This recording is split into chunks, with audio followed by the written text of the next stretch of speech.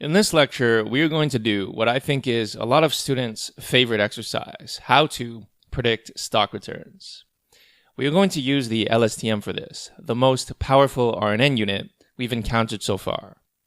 I hope that as you go through this lecture, you will consider everything you've learned so far throughout this section. This lecture is going to walk you through a prepared Colab notebook, although a very good exercise, which I always recommend, is once you know how this is done, to try and recreate it yourself with as few references as possible. As usual, you can look at the title of the notebook to determine what notebook we are currently looking at.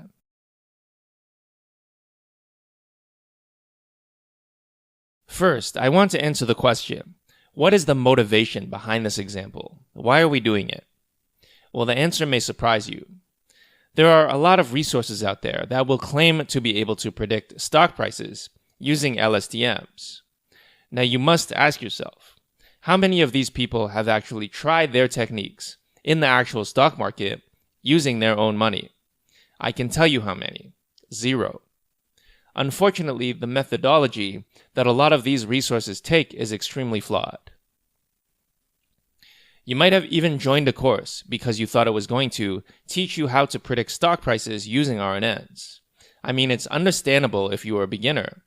All you know is that deep learning is this new field and it's very popular because people have started to realize how powerful it is. And so you start to believe that because deep learning is so powerful, it must be good at making predictions with all sorts of data, including stocks. You see deep learning and you think, this will be a game changer for making predictions in the stock market. All you need to do is use this magical LSTM and you'll automatically extrapolate future stock prices using historical stock prices. Unfortunately, you have fallen for a marketing trap.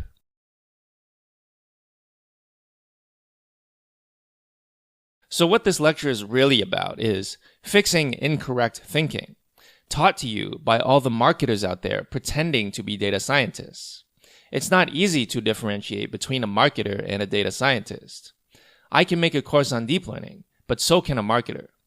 Sometimes there may be only subtle differences in what we teach, because marketers can just hire $5 an hour freelancers online, who themselves are also not actual data scientists. The internet is SEO-centric. People write blogs not because they are interested in or knowledgeable about the topic, but because they want you to click on their links and visit their website and view their advertisements. What ends up happening is everybody starts copying each other. This has network effects.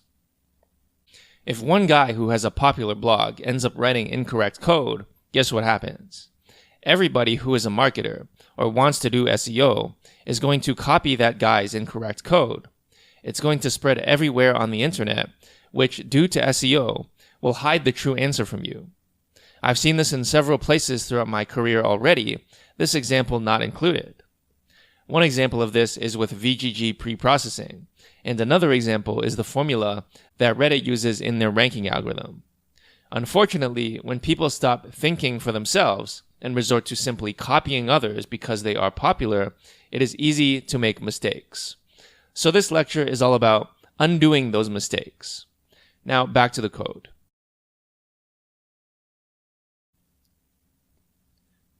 The first step here is to use pandas to grab the data from my GitHub. Yes, lucky you, I am not going to make you download this data yourself. This data contains daily stock prices for Starbucks from about February 2013 to February 2018. So let's do a df.head and see what's in this data frame. Now, first of all, if you are not an expert in finance, you might be surprised at this data. When we talk about stock prices, we usually think of the stock price. The stock price is a number, and each day, it's a different number. So you might think of this as a single variable time series. And yet, here we have multiple columns. So what are these columns? The first one is the date. That's pretty obvious. Second, we have 4 different numerical columns: open, high, low, and close.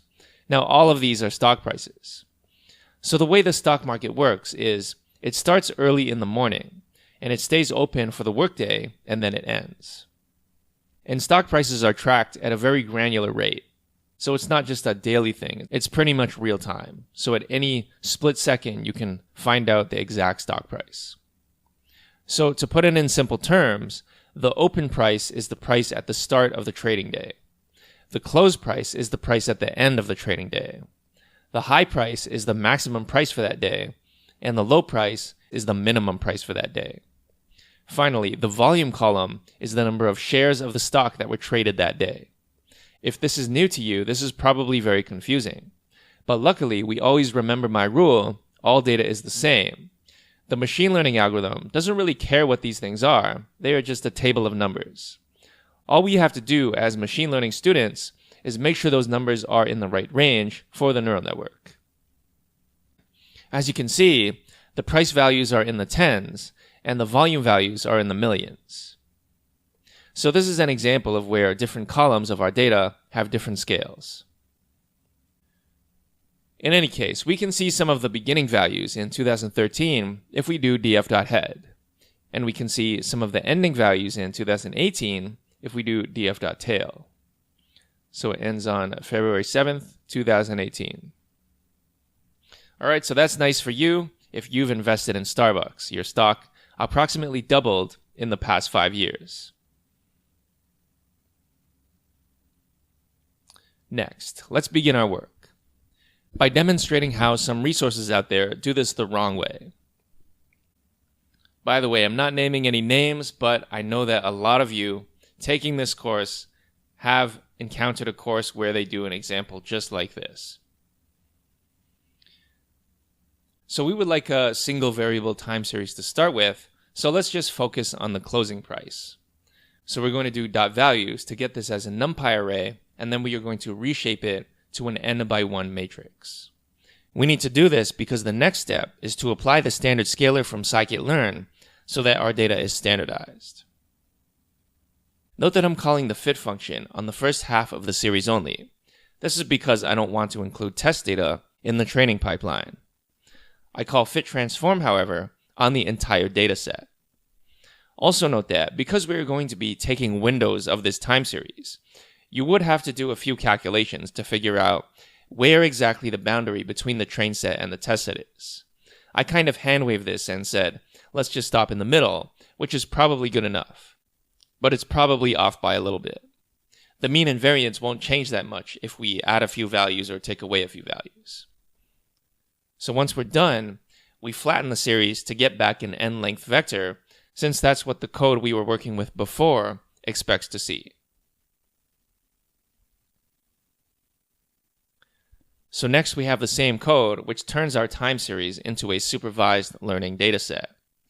Basically, it's going to take windows of length 10, and the target will be the next value.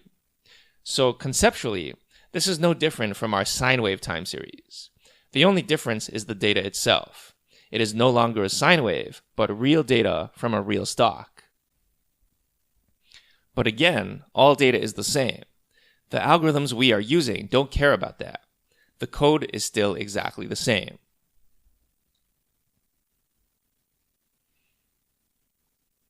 Next, right off the bat, we are going to use an LSTM network. Now, you could attempt to use a linear model or a simple RNN, but we are going to skip that in the spirit of following what these other resources are doing. As an exercise, you might want to try those approaches and see how well they work. So after defining the model, I'm going to instantiate it, and I'm going to move the model to the GPU. Then I'm going to create the loss and optimizer. Then I'm going to define our training function. Then we're going to do the usual train test split. And we're going to move the data to the GPU. And finally, we train the model. All right, so let's scroll down in loss. Here's the loss. Here's the loss per iteration. So we see that the loss does decrease, which is promising. That means our LSTM network can indeed predict somewhere close to the next value in the time series. And now we have our one-step forecast. Again, this looks pretty darn good.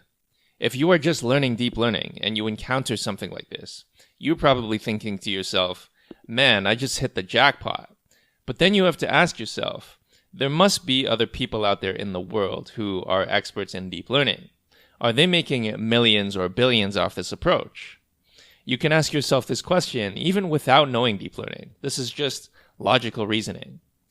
Thus, we can assume that, in reality, something tricky is happening here. Remember that one-step forecasts are not really that useful. What we would really like to do is forecast for multiple time steps, even just 2 or 3. So let's see what happens.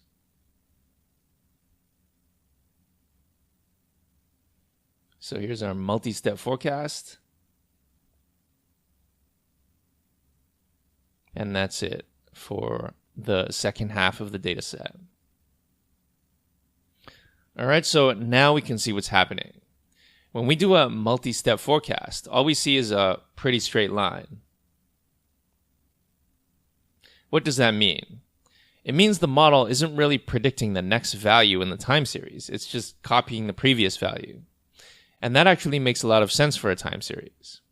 Recall I said earlier that for images and time series signals, this data is highly correlated. If you're looking at a red car and you find a red pixel, what are the neighboring pixel values? Probably also red. And if you're looking at a time series, this time series is probably a smooth function over time. And we can see that that's exactly the model we've created. This is a smooth orange line. It's not going to jump around from, say, -1 to +2 and back down to -3 and so forth. Now, one thing that is nice about this last time I've run this example is that it did capture the trend that is going to go up. But other than that, it didn't really do anything useful. So it turns out that this model is not really that great. In fact, it's not really doing much.